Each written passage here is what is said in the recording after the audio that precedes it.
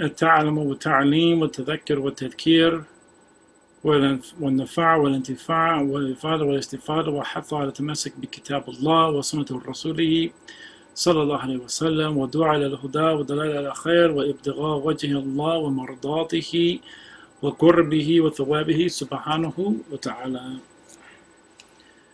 تمام.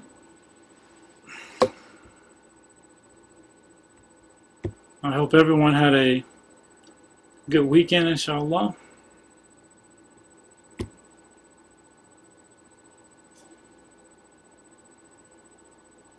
And a good 2 days of work.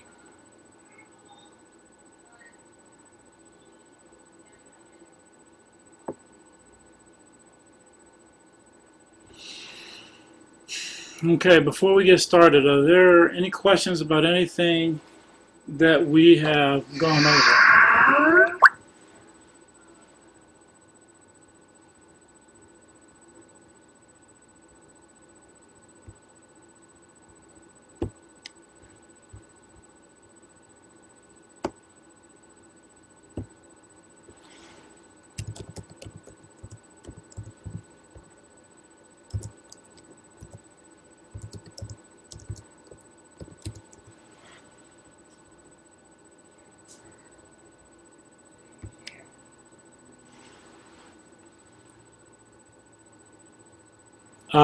On the ghusl.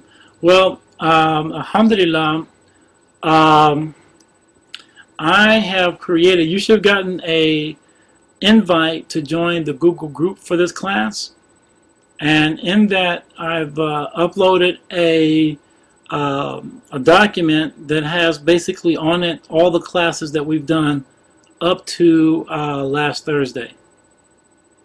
I think only like the last 3 or 4 actually have dates on them. But from now on out, I'm going to start putting dates next to all the class recordings, so that it makes it just easier to siphon through. Because just saying class 11, class 12, and that kind of thing, okay, that's cool, but if you don't know which class it is, it doesn't really help. So I just actually start putting dates. So, walaikum salam. So, inshallah ta'ala, you should have been invited, received an invite to that. Abu Musa, did you get it? Did you get an invite for the Google group? No. You received the invite to this class though, right?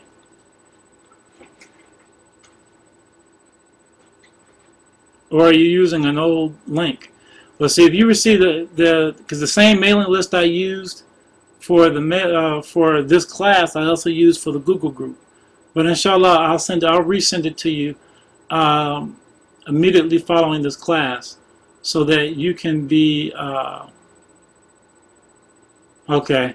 Well, inshallah, like I said, I'll make sure that I send it to you immediately following the class, inshallah, so that you can be a part of that and you can have access, inshallah ta'ala.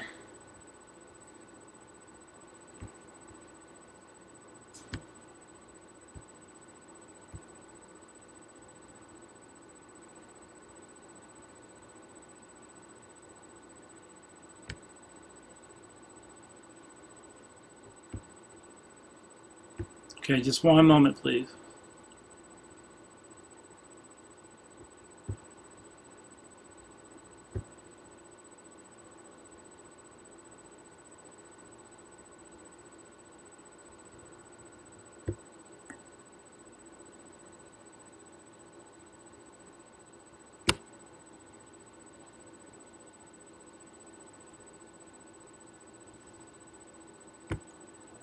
Abu Musa, give me your email address right now, please.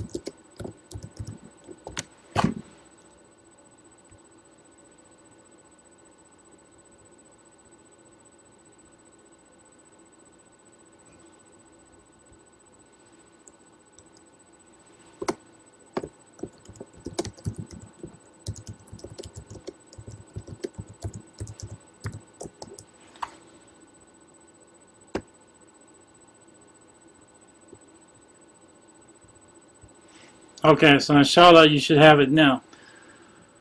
All right. Without further ado.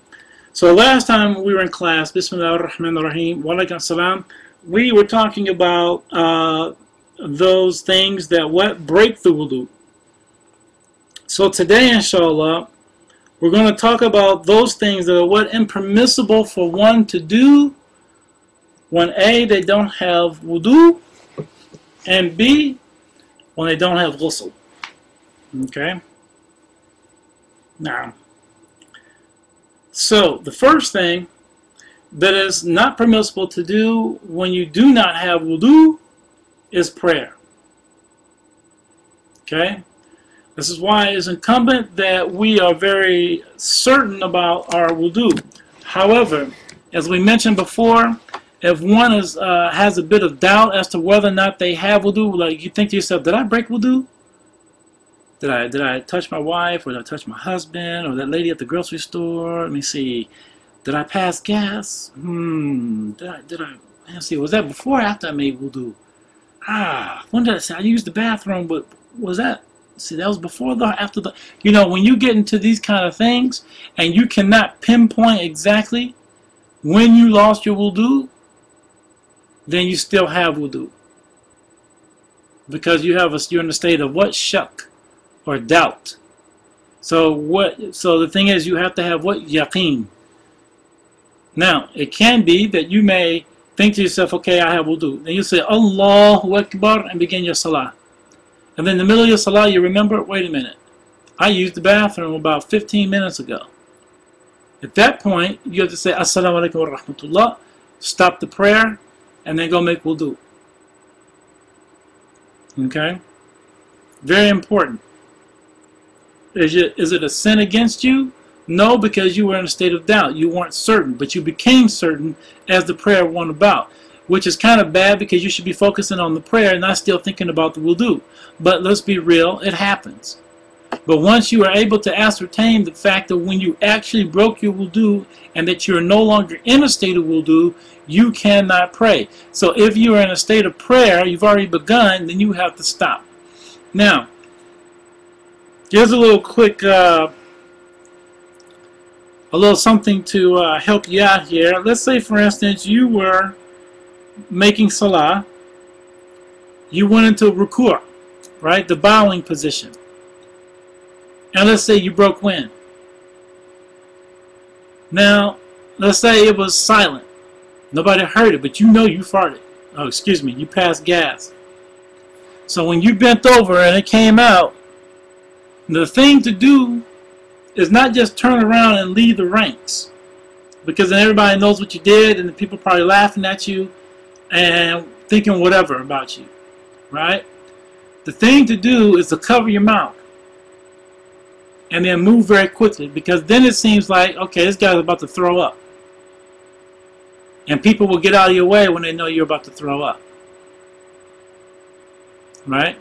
Likewise, if you're a person standing in the ranks of the prayer, you're standing in the prayer, and then you see somebody coming through, you know, don't think it's more noble or like your prayer is that deep that you got real close to the person next to you and you're so tight that the person trying to get out can't get out. I was in a masjid one time during Ramadan in Syria, and I had eaten too much prior to Isha prayer, and because I was trying to get out of there because I was about to vomit because I had eaten too much and all that motion and everything, my stomach started to get a little full. I mean, it started to, you know, rumble a little bit, and I was about to literally throw up, and I was trying to get out between these brothers, and these two Salafi brothers got tight real quick so that I couldn't move between them. I literally smashed right between these guys. I almost knocked them over. You know, what I should have done was let them hold me, and I should have just thrown up on the both of them. And then they would have learned a lesson. You don't just do that. But, walaikum salam. But the thing is that that's what happens. No, sister, that's not lying. And in fact, my teachers are the ones who told us to do this. We're supposed to cover up because the thing is that you're trying to protect your honor in a sense. And then two, you don't want people knowing, okay, Because anybody knows their fiqh, and they see a guy moving, they think, okay, he broke his wudu. He's passing gas in salat. Because that's what people do. You can't help it. When you think, okay, someone broke their wudu, there's only one way you're going to break your wudu in prayer, and that's by breaking wind. So the thing is that people will just, it's just easier to cover the mouth and rush out. Or cover both the mouth and the nose, like you've got maybe a bloody nose or something, and running out. So yeah, so mashallah. And that was taught to me by Habib Ali Abu Bakr bin Sumait, who was the one who told us that. So no, it's not lying. Don't worry about that. Tell you. Not in this case, because you have to. You can't stand in the prayer. If you're in, let's say for instance, you're in the third row. You're in the third row, or let's say you're in the first row, and you got 5 rows of people behind you, right? What do? Because it's haram for you to pray. If you pray with not having wudu, you commit a sin. This is what we're saying here. When we say it's not permissible, we're talking about what brings about sins. So, if you stood there and prayed, you say, okay, well, I broke my wudu, I'll just go through the motions, and I'll just go make wudu and make up the prayer. Well, you just better not be trying to act like you're really praying. No Ameens, no Sami liman hamida, no Rabbana lakal hamd, no Subhana Rabbi al-A'la, none of that. Because the fact is, those are aspects of prayer, and you're committing a sin when you do them. So the thing is, you have to break the ranks. Even if you're the imam, and you break your wudu, you can no longer be followed. No one can follow you in terms of your prayer, because you no longer you don't fulfill the first condition of prayer, and that is to have what? Purification, tahara. So therefore, you have to make sure that you have to leave. You have to walk away. You have to literally walk away and go make your replenish your wudu, and the person that was directly behind you has to step up, and that person becomes the imam. That's why sometimes standing in the front row, everybody wants to get up there because there's blessings in the first 3 rows. But you want to jump up in the front row. You think it's more pious and more noble. Okay, great. But there's also responsibility. One of the older Habayib a long time ago used to say, I don't pray in the front and second. I don't pray up in these front rows. There's too much responsibility there. So he would say, I will pray in the back. MashaAllah.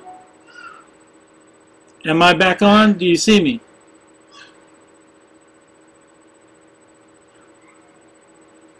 What was the last? Were you able to hear everything I said, or just some of it?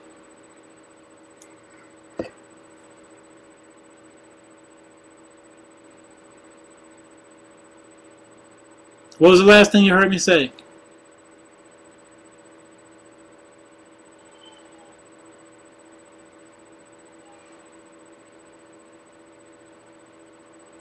Anyone?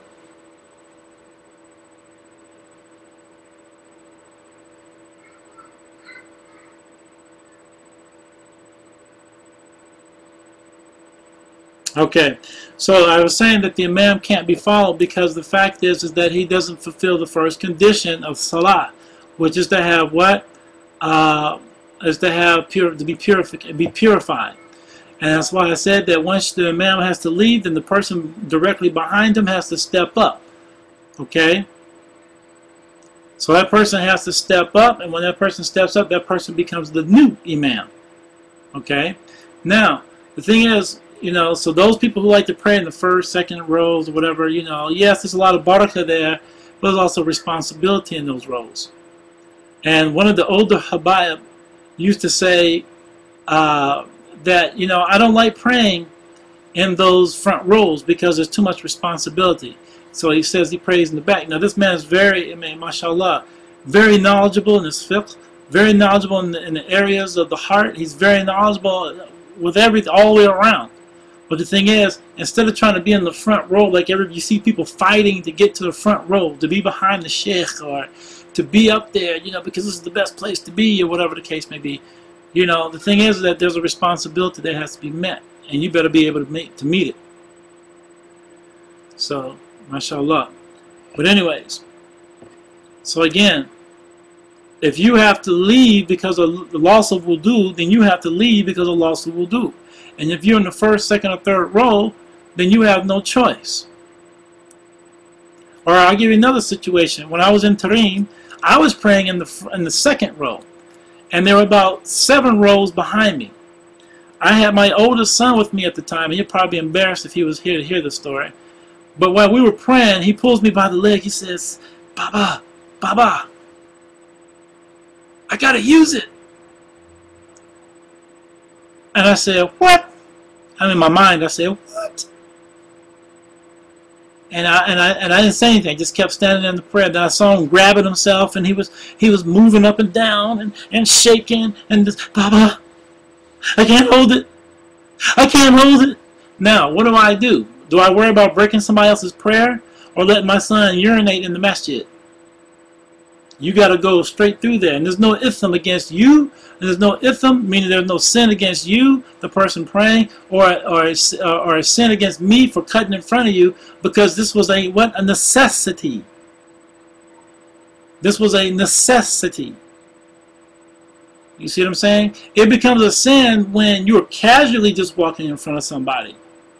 And actually the sin becomes upon you and the person, because the person who was praying just out in the open should have put a block in front of you. However, according to the Shafi school, if you walk in front of a person, at least the amount it takes for like if a person were in sajda, the length of body that they have, like if this is the feet and this is the head on the ground, then that much space. So like 2 of those. So we're looking at about maybe about this much space, right? From this to this. Again, feet, head. So that's a person in sajda. So that you have a person in sajda. So 2 of these is about that much distance, right? So if you can imagine a person making sajda in front of you, and then the person like right in front of them, that's 2 people. If a person were to walk in front of you with that much distance, then there's no problem. There's nothing against either person. Are you with me?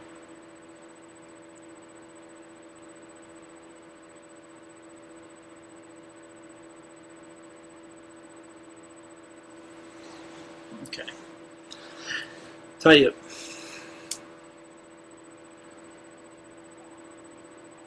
No, I'm saying, Osama, that if a person walks in front of you, basically the length of 2 people making prostration, and they walk in front of you, that's not considered a sin. Because there's so much space between you and that person praying that there's no problem. I mean, there's nothing, you haven't disturbed them in their salat. Okay, okay. No problem.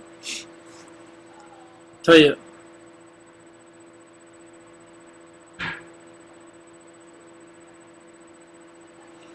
You could, but the thing is, Nabil, you could very well, if it's difficult to move out of the prayer lines, and you can't get out, I believe you can.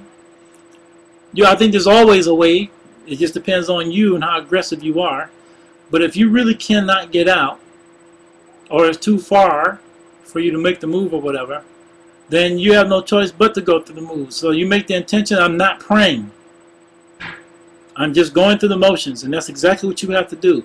Make the intention that I am not praying, I'm just going through the motions. Don't no Allahu Akbar between motions. No, like I said, don't say anything. Just keep your mouth shut. Just keep going through the motions. Everybody's saying, everybody goes, Rabbana lakal hamd, for those messages that do that. Allahu Akbar, and everybody says Allahu Akbar, and going to the movement. None of that for you. None of that for you. Because you're just going through the motions. Not the verbal motions, not the aqwal. You're just going through the af'al. Right? You can't use the sayings. You can only go through what? The actions, the motions. If that's the case. You know what I'm saying? That's so that you can be aware, so you can, keep yourself away from falling into the sin of praying. Come on. The second thing, if you do not have wudu, that is haram for you to do is what? Tawaf. Circumambulating what? The Kaaba.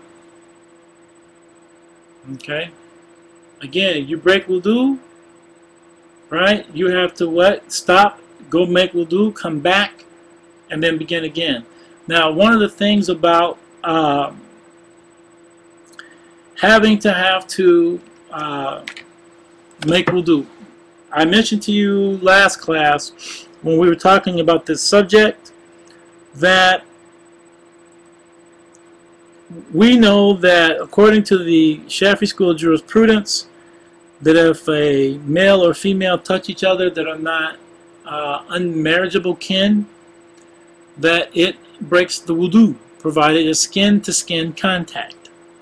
And as I mentioned to you last class, when you're making tawaf during the Hajj or during Umrah, especially like say during this month, like if anyone were to go, have the pleasure, the blessing, the opportunity to go to Umrah during Ramadan, especially during the last 10 days, there's over 1 million some odd people there.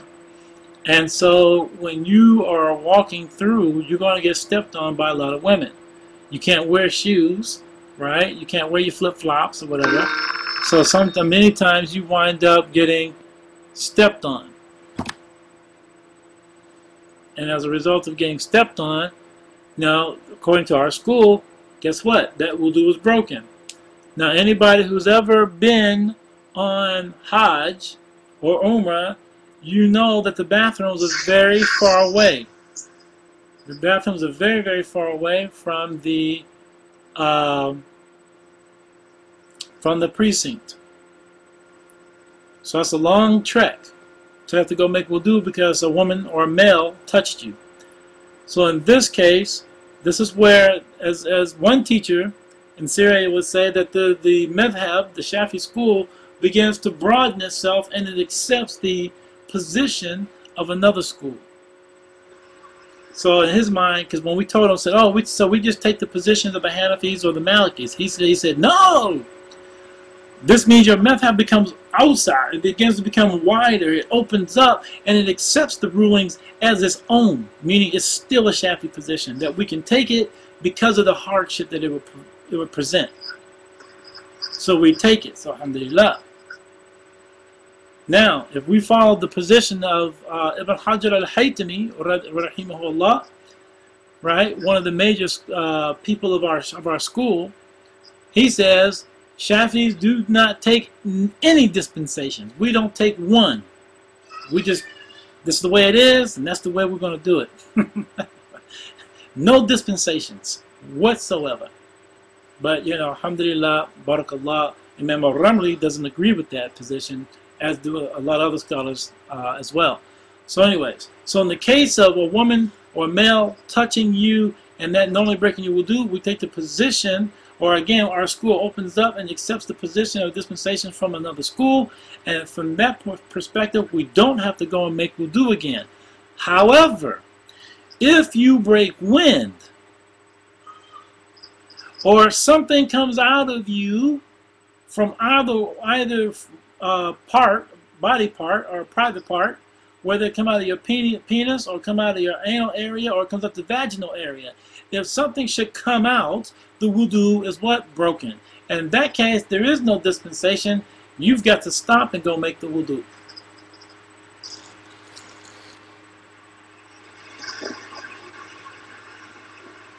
Right. According to Abdul Haki says, Sheikh taking this position, broadening. Yes, it broadens the what? The madhab itself, or the school. Or you could say that it actually becomes what? A dispensation for the school, for the Shafi school.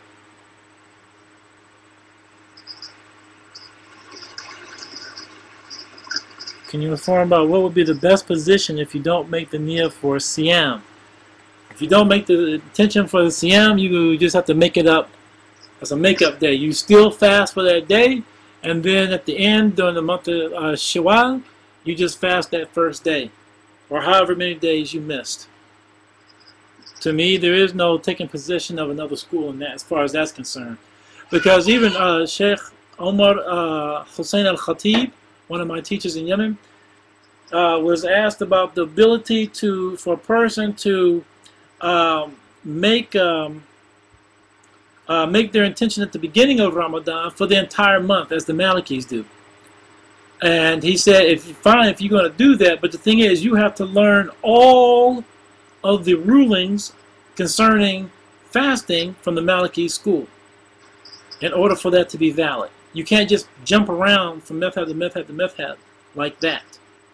So the thing is that in this particular case, if you're going to try and take the position of the Malikis and the Hanafis, then you need to also understand everything that makes their fasting valid, all the conditions, what makes a sahha som, a sound som, what are the shuruta som, what are the conditions, because they're not always the same.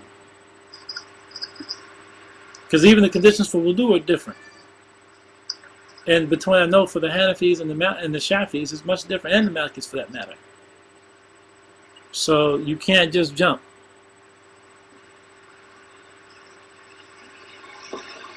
No, only the Shafi said we can make the intention before noon on a sunnah fast. Because of the hadith we talked about, oh, well, no, that was another class, I'm sorry. There's a hadith of the Prophet ﷺ says the person who does not make their intention for fasting in the night, in the evening, has no fast. So your fast has to be done when? At night. And you can find that in Bulugh al-Maram under the Kitab al-Sawm. So anybody that's Bulugh al-Maram in the English translation, you can go look it up in the section of fasting. It's like one of the first hadith. So anyways, moving right along, because we're not talking about fasting right now. The next thing is to touch a mushaf, right? Or to what? Carry, or or he says actually he didn't say carry in the Arabic. He says masahu al-mushaf, which means to touch. Okay, I see wa hamalahu, which is the fourth one. So number 3 and number 4. It is not permissible to touch, nor is it permissible to carry a Quran unless you have wudu. Okay, now, here's the exception. If you have a Quran that's in, say, your book bag or your purse, right, or in some satchel, you make the intention for carrying, if you don't have wudu that is, you make the intention to carry the bag, not the Quran. So your intention is about what? Carrying the bag, not the Quran. The thing is, if you need something out of your bag, you have to be careful not to touch the Quran. And many of the ulama have said that it is permissible for a student who is going to go to class to study memorization of Quran or tajweed of Quran or tafsir of Quran, that they may in fact touch the Quran if they do not have wudu, because they're utilizing it for study purposes. Meaning once they get to their school or their class, they have to go and do what? Make the wudu, come back, and then they begin class. But if you're carrying the text, right? If you're carrying the text, right, and your intention is not to study, then it is impermissible. Ahmed, could you put your video thing on mute? Shukran. So, no, it doesn't necessarily have to contain other things other than Quran. The Quran could be the only thing in the bag, but your intention is to carry the bag, not the book.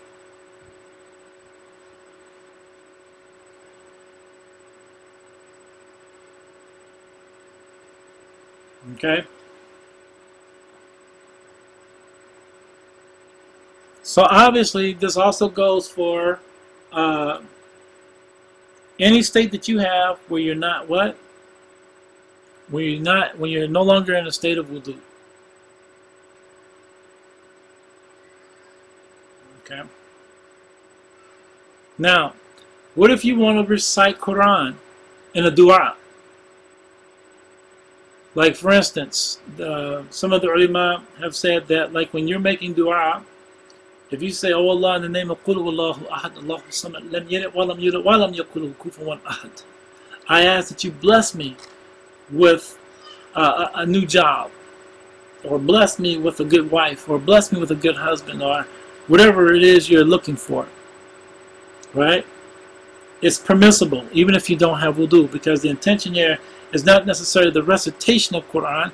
What's intended here is what? Dua.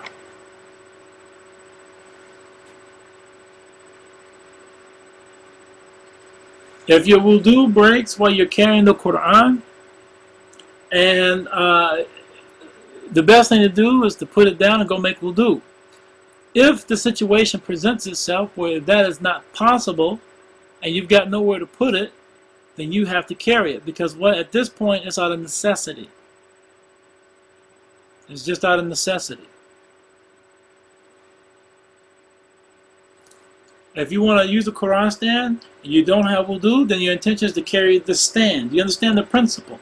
The principle here is you're intending to carry something other than the Quran, even if the Quran is attached to it. You understand? That's the principle. Okay?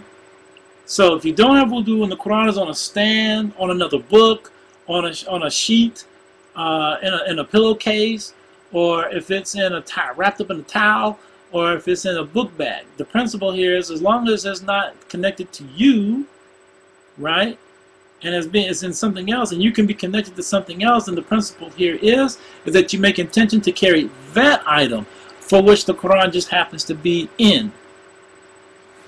Okay? So, and again, Tariq, if you are carrying the Quran, so I'm carrying the Quran, we're walking down the street, I'm talking to brothers, mashallah, brother, how you doing, mashallah, and someone bumped me, and all of a sudden I broke my wudu. God bumped me so hard it made me break my wudu, subhanallah. Okay, now I got this book in my hands, and everybody left me, and I look around and I'm nowhere near water, a place I can make wudu. I gotta catch my bus, because if I don't catch my bus now, I'll be late for being home and those other things. You know, it's not more noble for me to be late at home and go make the wudu so I can carry the Quran. What I have to do is what? Carry the Quran. Or if I'm sitting on the bus and I've got the Quran and I'm reading it, and the bus had made a quick stop, a jolt, and all of a sudden, you know, I break wind, right? SubhanAllah. Or some woman came by and said, "Oh, I am so sorry I bumped you. Oh, I am just so sorry. Are you okay, sweetie?" Okay, now she's touched me. My wudu is broken. I'm on the bus. I don't have a bag. It was just me and my Quran, because I thought I was going to do a little dawah by reading the Quran in front of everybody. Now what do? You've got to carry the Quran. You've got no choice. I mean, you're not going to take off your shirt and start wrapping your shirt up and all that kind of thing, unless you got two shirts on. Maybe you could do that. But we're thinking, no, most cases you don't have that case. If you have to carry the Quran, you have to carry the Quran. And again, at this point, it's out of necessity.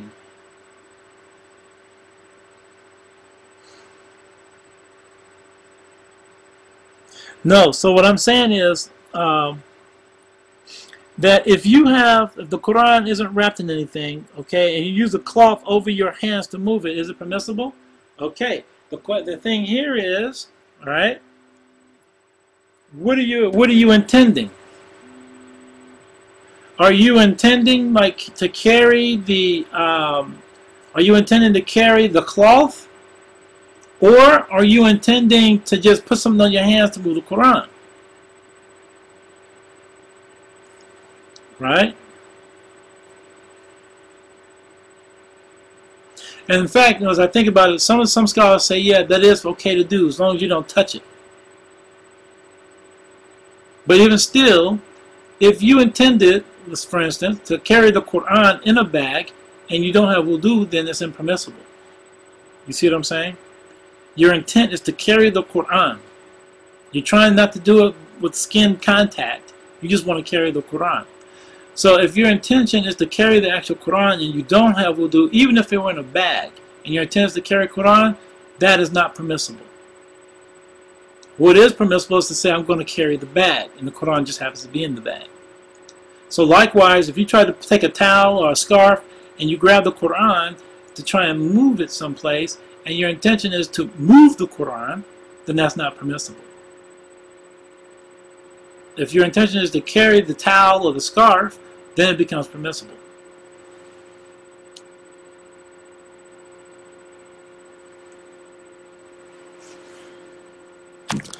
Could you use a dispensation if a woman touched you? I'm inclined to say no. And I'm sure most teachers would tell you no. Some scholars will probably say yes because of the hardship.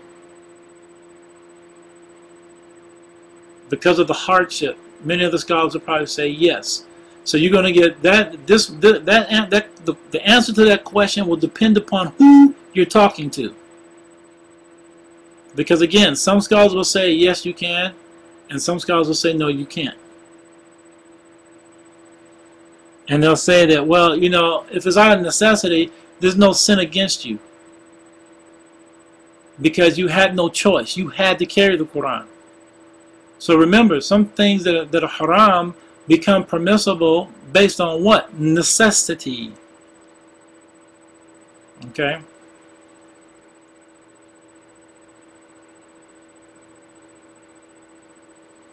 Right. So, Amar, so the thing is, yeah, depending on your situation, yes, you would probably take a dispensation from another school depending on the situation. Like we talked about with Hajj or Umrah. Right? In that case, you would have to take a dispensation.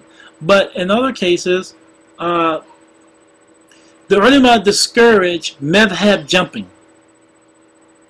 Let's just put it that way. Madhab jumping is something that is just totally looked down upon. And it's not an issue of one's right, one's wrong. The fact is that everything has conditions. And even though you're taking the position of another scholar, right? There may be some things, some conditions that you didn't meet, so then you wind up doing something, and all your acts of worship become acts that are not even accepted because the conditions weren't even met.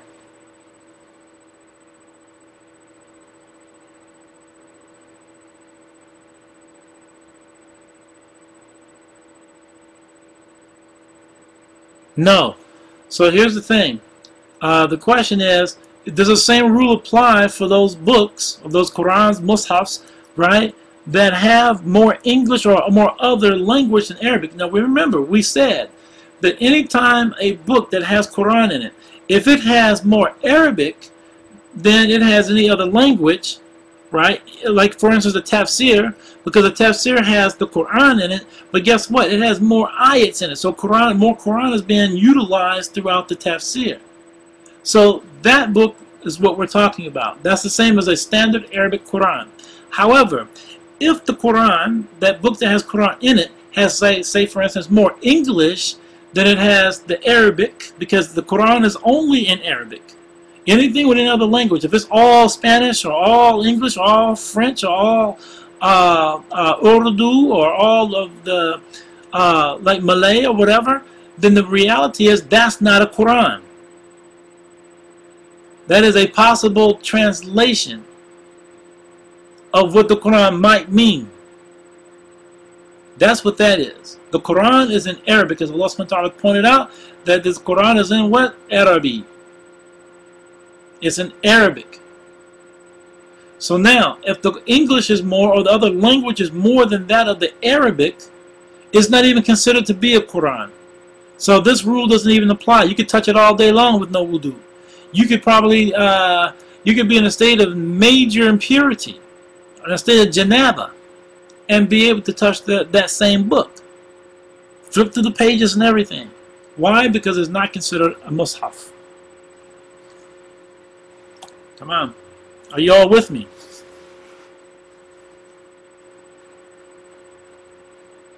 Is everybody with me? No. I mean, the ayat is the Quran, but the thing is, the majority around it is not. So how can you call it a Quran when the whole book is filled with something else? If there's not all Arabic, it's not considered a Quran. And that's mutlaq. I mean, that's That's just fixed. That's the way it is. And everybody agrees with that. Every school agrees with that. Now, if it has some English but a lot more Arabic, it's the Quran. Tafsir Jalalain in Arabic that's extra Quran, because as you look on the sides of Jalalain, if you look on the sides in the Tafsir and down at the bottom, it just has more verses of Quran, right? So the amount of Quran still outweighs the Arabic commentary, right? And I'm glad you brought that up, because we said that before in one of the other classes, that even though there is, say, a tafsir, and it's in Arabic, that Arabic, just because it's Arabic, is not necessarily make the whole book Quran. It's just a commentary. They're not talking about, I mean, it's not the words of Allah. They're discussing the words of Allah. And in many cases, they add extra verses, like in Jalalain. You'll see that they'll pull out a verse. You got that verse, you have that verse of Quran, and then you have Arabic expressing what that meant, and then it stops. Even like in Safwat al-Tafasir, or in Nasafi, or Ibn Kathir, or any of them. They have these long verses, and then they have a little commentary, all in Arabic, throwing some hadith. And then you'll see another ayat, and you may see like 3 or 4 more ayats from other surahs to help explain what this surah, what this particular ayat means. Again, you're using more verses of Quran, so therefore the tafsir itself is still considered what? Quran. Tamam.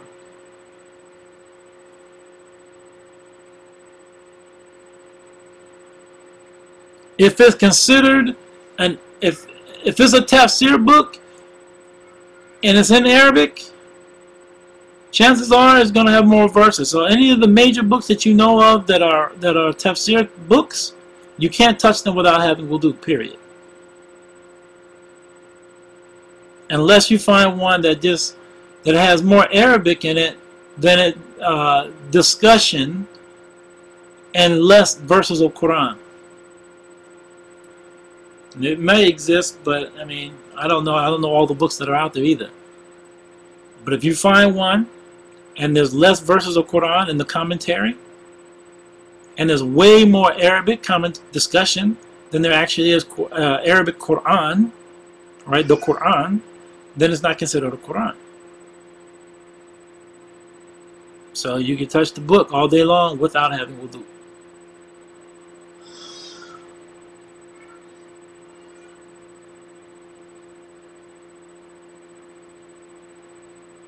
Okay.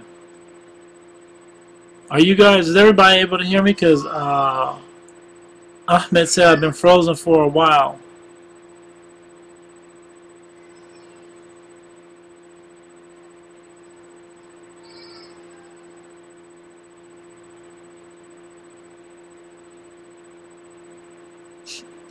Sweet. Okay. Come on. Good discussion, everybody. And feel free to ask away. Feel free to ask away, because this is good discussion for all of us, and these are things you need to know. And this is the place to ask. And as I told you before, if I'm not 100% certain, I'm going to ask one of my teachers to make sure that you're getting the proper answers, the proper responses to your questions, inshallah. But these are the ones we're talking about now. I have no shuck about what we're discussing. But nonetheless, okay, mashallah. But the thing is that we just want to make sure that I want you to ask all your questions. You know, we were talking myself and another brother the other day. You know, Sheikh Qatari from Mauritania. He said that, you know, we have to ask questions. He said we're not sheep. We don't just follow. So you need to ask these questions. You need to challenge the person that's teaching. You know, one of my classmates in Tarim, after he studied the highest book, he went back to his hometown and he started teaching, and then he had to come right back to Tarim. And he had to study the book again. And I asked, I said, why did you come back? He said, because, to be very honest, the people were asking questions that I couldn't handle. I didn't know the answers. So I had to come back and study again, and there's nothing wrong with that. You know, a man traveled halfway, all the way across Africa, all the way into Saudi Arabia, got to Medina to meet Imam Malik to ask one question. And after all that traveling, and that's a lot of walking and camel riding and donkey riding and so on, and he asked one question, and Imam Malik said, "I don't know." The man got upset, and Imam Malik wound up walking away. But that's just how it goes. If I don't know, I don't know. But anyways, tell you. Well, anyways, so if you have a book that is predominantly in another language, and then you have Arabic in it, can you touch that Arabic? My advice to you is don't do it. My advice to you is don't do it.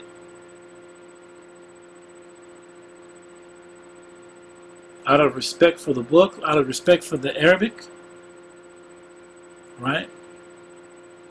And out of respect for Allah's book. Because anytime you read Quran anyway, from the adab of recitation of Quran, one should have on decent clothing, be in a spot where there's no distractions, to sit upright, to even put on some oils.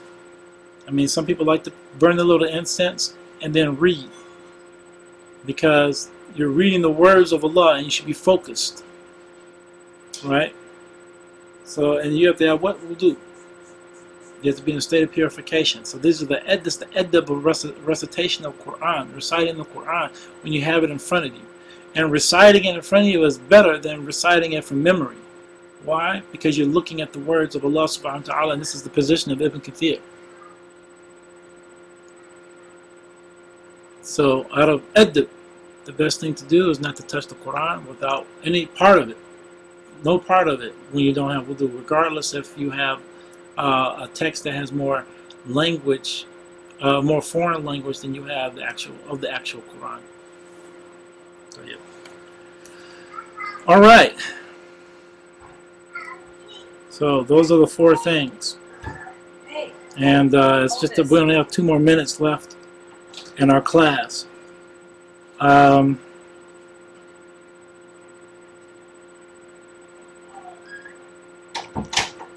Anyways, we'll go on to the next section anyway. The next section dealing with those things that are haram to do when a person is in a state of what? Janaba. Wa alaikum salam shaheed. Just have a Quran app on my phone. Is it okay to read the Quran on that app without wudu? Fiqh in context. Here we go. So, mashallah. So, if you have, because let's put it this way, the app itself, right, that comes up on your phone, is in actuality virtual. Okay, it's virtual. So it's like you're not holding the book in and of itself, you're holding the phone. So in this case, make the intention of holding what? The phone, because it's containing a virtual view, right, of the Quran. So the best thing to do is make the intention for holding the Quran. I mean, holding the phone. Right? But now, here's the problem. If you have an iPhone, and you gotta use your finger to shift down to get to the next page, now we've got a problem. Because it's like you're actually putting your finger on top of what? The Quran. It's 8 o'clock. And that's where it becomes problematic. You can get away with probably holding it, but when you got to touch it to move it, we got a problem. If you got a BlackBerry or another little phone, you can use a little button to click and it just moves the page up. But when you have an iPhone or any type of touched phone, a lot of times that's not the option. And I'll double check on that to make sure.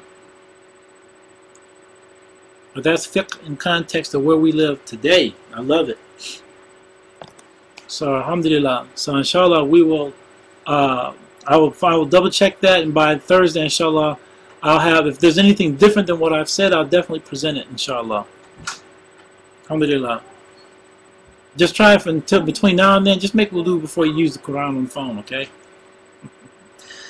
Yeah. So, what are the things? There are 6 things that are haram to do when you are in a state of janaba, major impurity, meaning those things that require you to make what? Ghusl.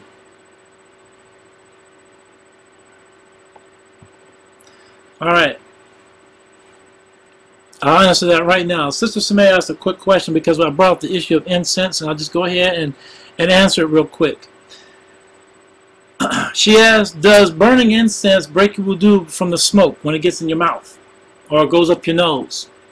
The answer is no. Smoke from incense, burning oud, burning frankincense, burning myrrh, those kind of things, no, they do not. However, if cigarette smoke or smoke from a barbecue grill or something like a burning house, that will. Because it contains different elements inside of the smoke. They call them jaram, or particles, is what in English, certain particles that do break your fast, and also cigarette smoke, pipe smoke, cigar smoke, those kind of things, right? That will break your fast. Okay? Yeah. Sorry, if I said we'll do it, I didn't mean to. It'll break your fast. Alright, so of those 6 things that is haram to do if you're in a state of major impurity,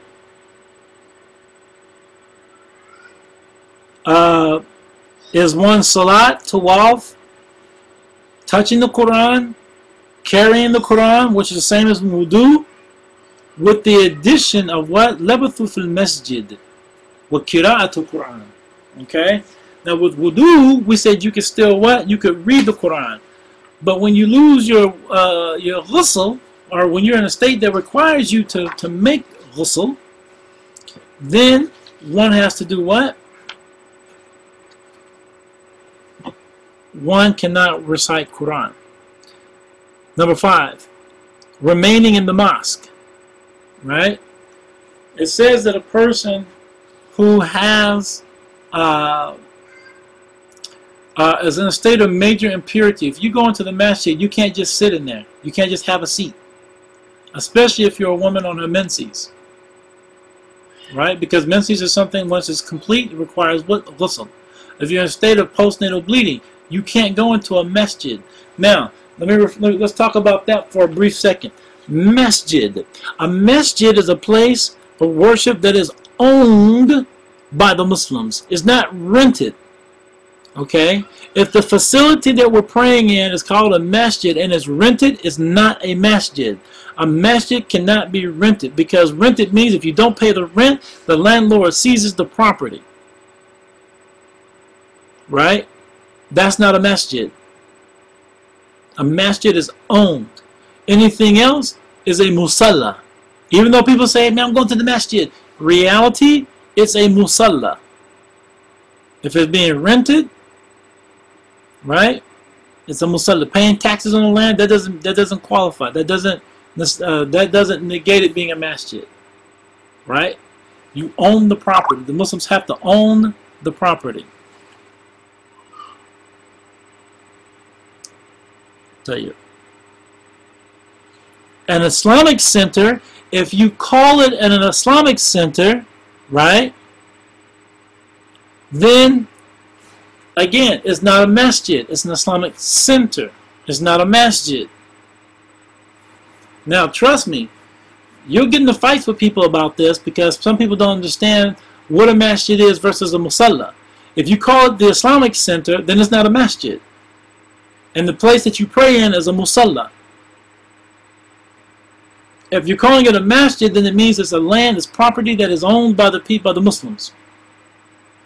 Now, one Muslim could own it, right? Can own the land and say, okay, we're going to build the masjid. No problem. One guy owns it, or the committee, or the group, or whoever, the community all chipped in to build the masjid, so it's the community masjid.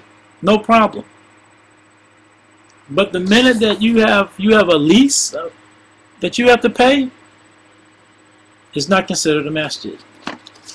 Okay? Uh, the other question that was asked me about the smoke business. So if smoke comes out of a car, yeah, that'll break your fast. If it is something you couldn't help, you just happen to have your mouth open, or like for instance, a car was driving on a dirt road and rolled past you, and you were yawning, and it just at the same time you started to yawn, and you forgot to cover your mouth, and the car drove by you, and the smoke because they need an oil change, or the dirt flew up and it got in your mouth, it won't break your fast because you didn't intend to you didn't intend to have the dirt in your mouth. However, if the dirt flew up and you are you doing something like that, that breaks your fast. Or you were running and the dirt came up and you just opened your mouth so that the dirt just falls in your mouth, then guess what? You've broken your fast. So long as you're not doing those things on purpose, then it doesn't break your fast. But if you're hanging out with people and they're smoking and you're fasting, it breaks your fast. Tell you. So let's get back to the subject.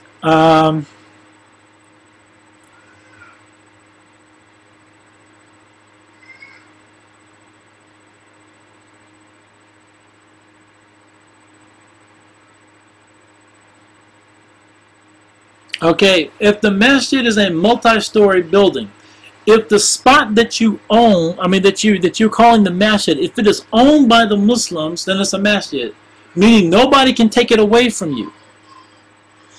Right? They just can't take it away from you.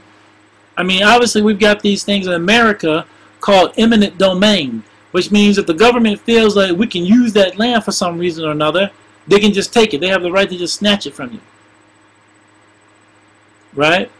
We do have that. That's why, like here in Atlanta, we have one masjid, big, beautiful masjid, as a purpose-built masjid, and they made it a historical site, which means it can never even be torn down. The government can't take it, and it can never be torn down because it's a historical site now. So, alhamdulillah. But anyways.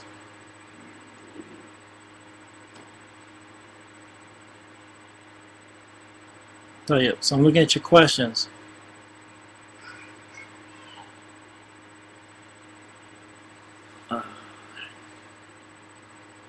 Shaheed asks, does that mean the edifice or just the room where the salat is made?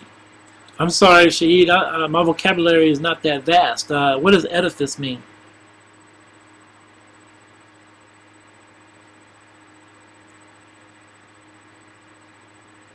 The building. Okay. A lot of the ulama say that it means the entire building. Right?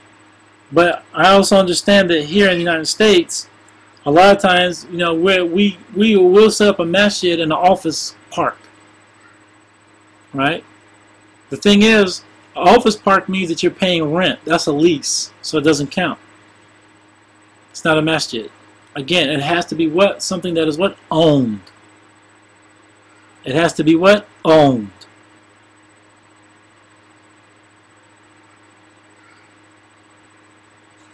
Could a masjid be called an Islamic center but still be a masjid? From my perspective, no. If you call it an Islamic center, that means other things are going on there besides just prayer. It means you're having programs, you got conferences going on, you got classrooms, you're teaching in set classrooms. You might have, sisters having fashion shows. You might have book club meetings and all kind of things, and you're not necessarily sitting in the area where the masjid is or where people are praying. So my answer to that is no. If you call it an Islamic center, then it's an Islamic center. If it's a masjid, it's a masjid.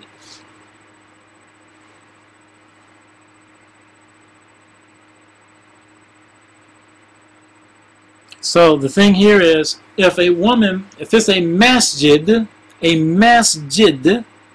that means the entire building. So a woman can't come in there and just have a seat in the masjid if she's on her menses, right? And you'll find some masjids, they'll even put signs out like the one here. They'll put a sign out, if you're on your menses, you don't even come in the building.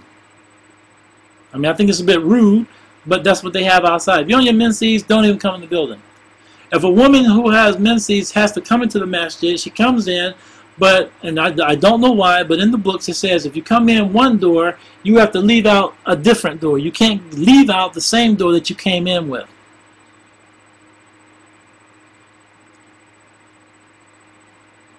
So, the masjid again is the entire building. So if a woman is on her menses and she on her period and she walked in the door, then she has to walk out a different door than the door she came in. Now why, I don't know. I just know that's the rule. Right? If she wants to sit down, well, there's differences of opinion on this too. Sitting down in the masjid, they say you can sit down if and the only time you can sit down on your menses is if you don't fear, right, polluting the masjid, meaning you're going to leave some blood stains on the carpet, or you're going to start dripping along the way in the masjid. If you don't fear that, then have a seat. But if you fear that that might be the case, or that could possibly happen, then it's better for you not to even sit down in the masjid. And many scholars say it's just probably better for you not to even go in the doors in the first place. Right? And if you're in a state of janaba, male or female, you just had sex with your wife, and then you walked into the masjid without making a ghusl, you can't just hang out in there. Oh man, I got a dars. Oh man, and you just ran out the house and ran to class and you don't even have a ghusl? You can't sit up in the masjid. You have to leave. You can come in, but you got to go back out. You can't just hang out. You can't remain or sit around in the masjid.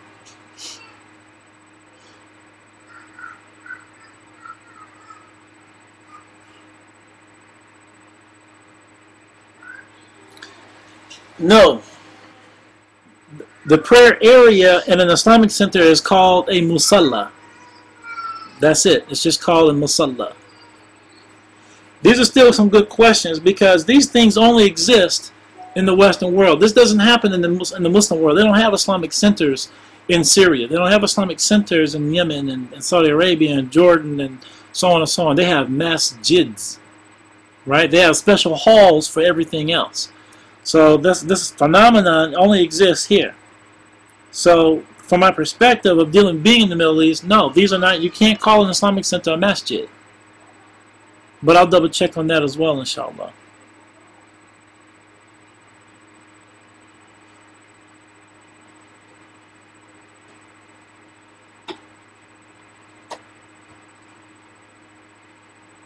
Yeah, it is nasty, but you know, it happens. And it's happened many times before.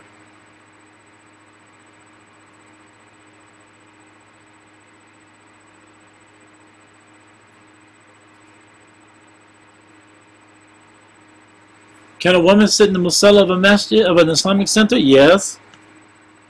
But again, you got to remember, this is where people are praying. So if you fear the fact that you might wind up polluting that area, meaning that, you know, there's going to be blood left on the carpet, then no, don't do it. Because you got to remember, somebody's got to prostrate themselves on the floor.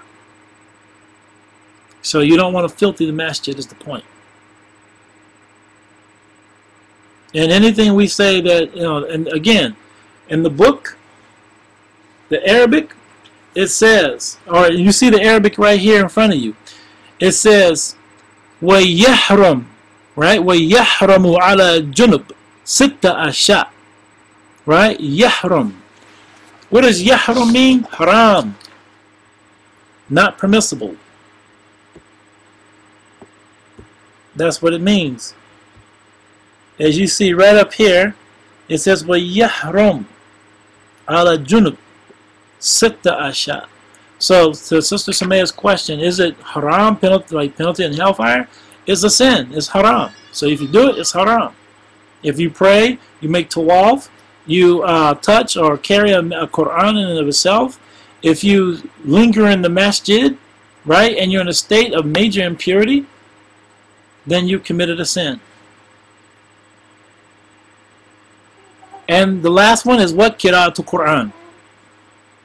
So the recitation of Quran in a state of major impurity, not wudu, but major impurity, right, is haram.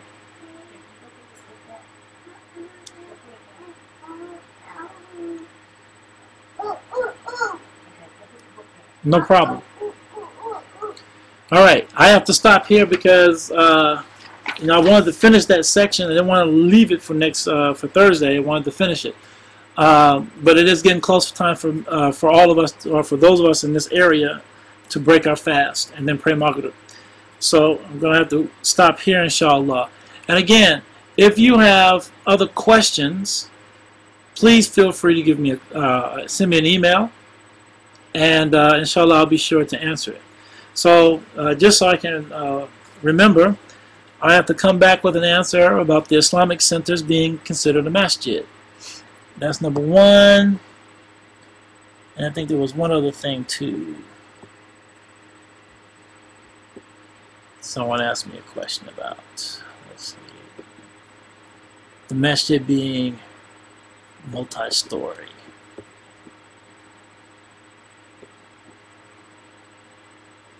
Oh, and the phone. So those things we'll discuss again when we meet again, inshallah ta'ala. I mean. All right. So again, if I've said anything incorrect, please forgive me. And inshallah, we'll make sure that we have all the correct answers for you by this upcoming Thursday.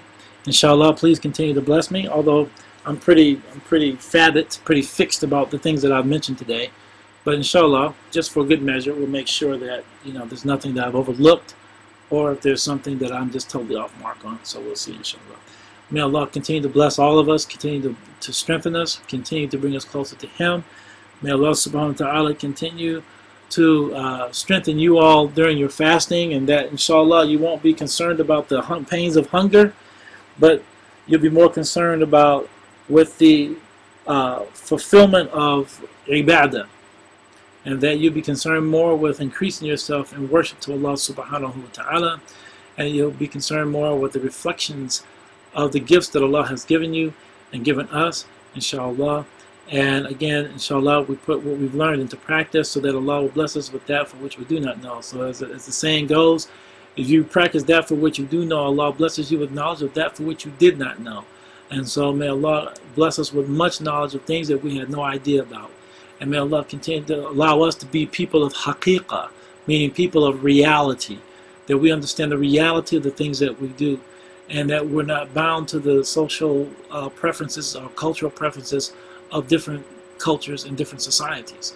That Allah free us and liberate us from those things by allowing us to be people of haqiqah, understanding that He is the real, and there's nothing else except Him, because everything else is here because He willed it to be here. May Allah bless us and preserve us and increase us, inshallah, and allow us to become better servants to Him and better brothers and sisters to each other. Ya Rahman Rahimin, Ya Rahman Rahimin, walhamdulillahi wa rabbil alameen. As-salatu wa-salamu ala Sayyidina Muhammad wa alihi wa sahbihi ajma'in. Walhamdulillahi wa rabbil alameen. Assalamu alaikum wa rahmatullahi wa barakatuhu.